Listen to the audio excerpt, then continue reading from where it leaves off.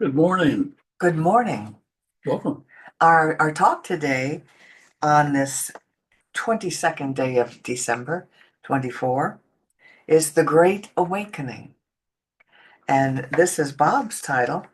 And we're talking about Christmas time as the Great Awakening. And so I'm going to let Bob start. Oh, well, and I think that the whole story of Jesus coming uh, is a story of awakening to our greater consciousness. It is a story of awakening to the God in each of us. And it's a really powerful thing if you think about that. Most of us were raised to believe, or I was raised to believe that God was outside and we could connect with God. But God is also inside. And I think fundamentally that's one of the biggest differences between what we teach and what many religions teach, which is that God is an inside connection. In fact, there's somebody, and I wish I could remember his name, somebody here I'm sure on our meeting will remember, who wrote a book about the God spot in our brain, Mm. that we literally have a connector. Not everybody will necessarily realize that or will necessarily recognize that, but we have a God connection quite literally. And that connection appears to be activated most easily with love. and Mm. and the whole story of Jesus and his incarnation into this physical world is about his introduction of love in more areas and in more dimension and more depth than probably anyone had uh, vocalized or had recorded, uh, for all we know, throughout time. And so, what Joe Dispenza, he, that's what Braden and Joe Dispenza apparently were the ones responsible for the book about. No, they were some college professors. Okay, So they may have talked about it yeah. as well, but But anyway, the whole idea that I was thinking about when I was thinking about the awakening is that Christmas is a time of awakening to our greater connection, to that deeper connection. And what is said to me is how we have to awaken to it, that we're not awake to it all the time, that it's not a constant with us. And that got me to thinking about, well, why is that? And I think because we spend an awful lot of our time, unfortunately, in judgment of ourselves and of other people and of the conditions around us. And the purpose of the judgment is to feel safe and to feel comfortable that we can manage our world.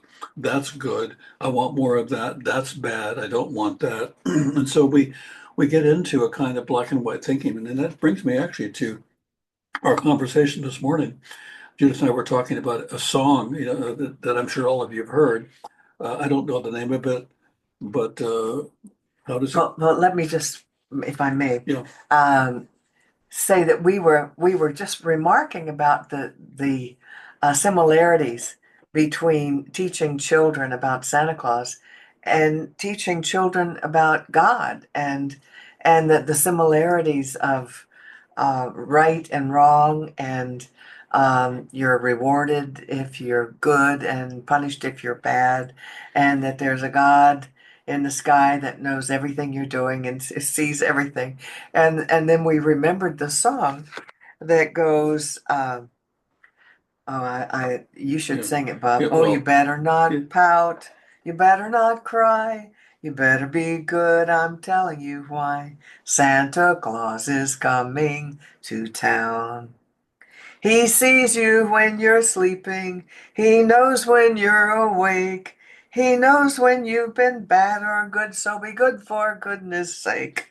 Oh, he's making a list. He's checking checking it it twice. twice. He's gotta make sure who's naughty or nice. Santa Claus is coming to town. So we think that that's very similar to what we Well, teach about God watching you all the and you time, or could change Jesus. that. You better watch out. Jesus is coming to town. Or Jesus, he's watching you. He knows whether you're naughty or nice. He Yeah, knows when you're yeah, sleeping. yeah. He knows when you're It's awake. it's a child version of the same thing, which is that be careful, be good, and if you're not good, you're going to get punished. And if you're going to get punished, the problem with this is not about being good or bad. It's that Unfortunately, we often have a view that we don't realize that if we're bad ever, we're bad forever. And that's a really, really big thing. Think about some of the original sins that we were taught about. Original sin, meaning that you were born bad. Yeah, You're that's not true. going to get it Well, that, right. yeah, you're It is born in only by sin. You by are a being sinner. saved or redeemed by Jesus that you have even a chance. So the bottom line is that many of us were taught that you are bad and that good as a goal is not achievable. And the bad things are simply more evidence of the badness that's in you. And do you know where that original sin idea came from? There was a pope in around the 13th century, and he was a pretty wild pope. He had lots of mistresses and illegitimate Yeah, children and all everybody that has kind of bad thing. days. And so he made up this concept that we are born with sin as human beings. And so he said, no, it wasn't really his fault. Oh, I like It's the that. fault of original sin. Right. And after that, we all became born That's sinners. really very original. Off the hook. But why I bring that up is just that I think we live with a lot more shame, a lot more guilt, a lot more fear than is useful for us or that is helpful for anything to turn out good. And so, and I can remember in an early courtship, things were going beautifully and everything was going smoothly, and then we had an argument, and I really believed that after the argument, it was all over. Because once you've had a bad moment or a bad day or a bad time, it's over. You Mhm. can't make that mistake. But imagine living your entire life and never getting it wrong, never making a mistake. But we actually do that. And why I bring this up is that I think we bring up we make things absolute rather than this is what happened in that moment. What can we do to fix or repair or learn from that experience? We don't do that. We think that was bad. Now part of me is bad and it'll be bad forever. And we even carry that into the penal system. We don't just imprison people for the crimes they commit. We then keep a record of it. And if you have committed a crime and you've been out of jail for 25 years, you are still a convicted felon or a convicted whatever. And that means getting a job could be difficult, getting housing could be difficult. All kinds of things are made difficult, not for the sin of the moment, but for the sins of the past. So why that's really, really important is that we need to be able to give ourselves the freedom to create, not out of what's wrong, but out of what's possible, out of the inherent goodness that we all have.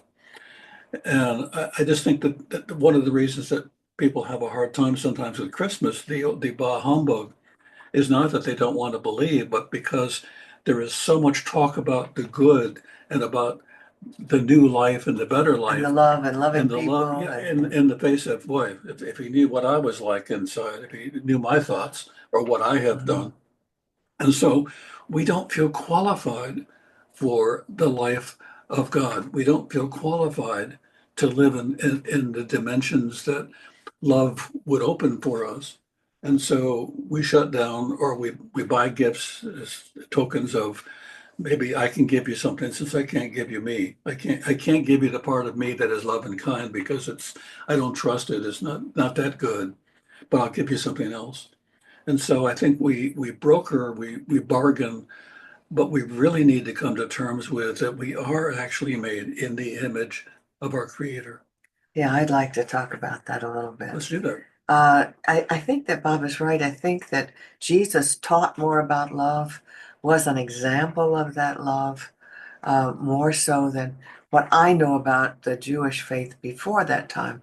It seems to me that the Jewish faith before that time, and Jesus was a Jew. He never was a Christian. He never tried to create Christianity. He was trying to improve Judaism. And he was an example of love, whereas it seems like Judaism was all about following all the rules, and all the rules are in Deuteronomy.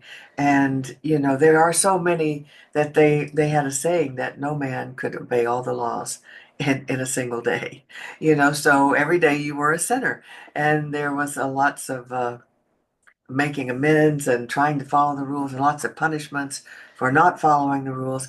But he brought in this idea, at least this is my understanding, of loving and not condemning other people, not stoning other people for things that they had done, usually adultery, which meant a woman. Adultery was only committed by a woman because men could have all the women that they wanted. Husbands could have all the women that they wanted, but it was when a woman was with another man when she was married. And he stopped that in the process of happening when a woman was being stoned.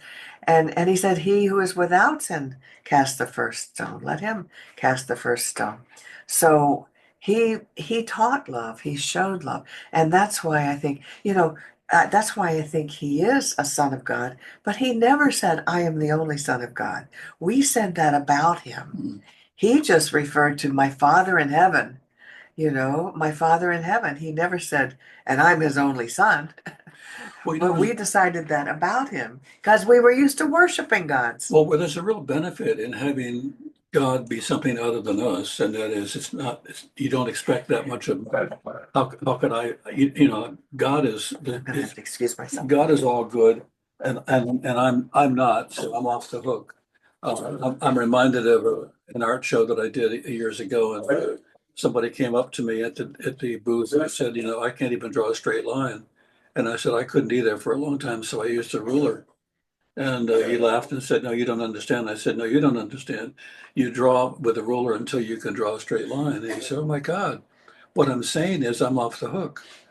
And so a lot of our relationship with God is not looking at how we are like God, but how God is different from us. Therefore, we can be relieved from the responsibility of kindness and joy and living a good life. So as long as we're living in fear that we're not good, or we're living in the belief that we're not good, on the one hand, we're off the hook. On the other hand, we can't enjoy and savor the taste and the consciousness of love. And how are you doing, Judith? Okay. She's coming back. She has a terrible cough, a cold, and it's intermittent. Yes, indeed. So I was making the point that Jesus never said he was the only Son of God. Yeah. And I actually get confused when I talk to my Christian relatives and friends because when they say the word God, they mean Jesus. And of course, Christianity taught that the Father, Son, the Holy Ghost are three in one. But I differentiate them, I differentiate them because I think of God as the original creator that created all of us and is in all of us. And Jesus is a great son who is still doing great works. And I really celebrate the birth. This is a lovely time to celebrate his birth. And children also love the fact of a baby being born, baby Jesus. So back to Christmas and children, it's a wonderful, lovely time for them to learn about it. And I think we created Santa Claus to kind of illustrate the point. In Germany, where I lived for 3 years, and you may remember, do you remember as a child? I remember hearing, I never saw it, that if you were not a good child, you would get sticks Or cold. or coal for your Christmas gifts. And of course, I never saw that. But in Germany, they actually, it was actually Nikolaus, Saint Nikolaus would come around, and it was before Christmas. It was around the 6th of December. They would come around to the houses, and they came along with a little dark nymph. I don't know what to call him. Imp. Looked like a little scary character, and he would bring sticks and coal if the parent said he or she hadn't been a good child that year. And the kids were scared of this event. This was not, oh, Santa Claus is coming. This was a scary event because they didn't know which they would get. But the parents usually had a gift for them that Saint Nicholas gave them. Um, but anyway, there was that fear of if you're naughty, you know. But what I believe, and Ernest Holmes said this uh, about God in us. He said, God is an infinite presence and an indwelling reality. The silent whisperings of this inner presence come to each as a divine revelation, an inner communion of the individual spirit with the oversoul, that vast and invisible presence in which we live and move and have our being. Uh, He never says once that I'm going to scare you into believing. or to behaving. I'm going to terrorize you. But I think we're also talking generational changes. That there was a belief when I was growing up, and I think before that, that kids have to be broken. They Have to have break their spirit. to break their spirit to get them to behave, and so much of what was done in parenting was fear-based. I can remember, wait till your father gets home. And if I tell him what you've done, you're going to get punished. And so the belief at the time was that people will behave if the punishment that they're going to receive from being bad is severe enough. And so that's how our penal system works. That's how our law system works. If you do something bad, you'll go to jail. And people do something bad thinking they won't get caught, and they do go to jail. But what we've had as a premise is that the way you get people to behave is you scare them into being good. And what we're teaching is that people, if given an opportunity, their nature will show them that good is the greatest possibility, that good is the way. And so, we're now in a kind of a gap where we're often not teaching our children about the nature of goodness. We're just simply taking away the punishment end of it. And so Mhm. since we've removed it, you're going to get punished for this. I see an awful lot more children who don't seem to have any sense of what it would be like to be agreeable, to be kind, to be generous. And so if we're not careful, we're creating more selfishness and more greed. And the backlash of that would be, of course, to make have people go back to being punished again for quote being bad, which is really a sad commentary on our behavior.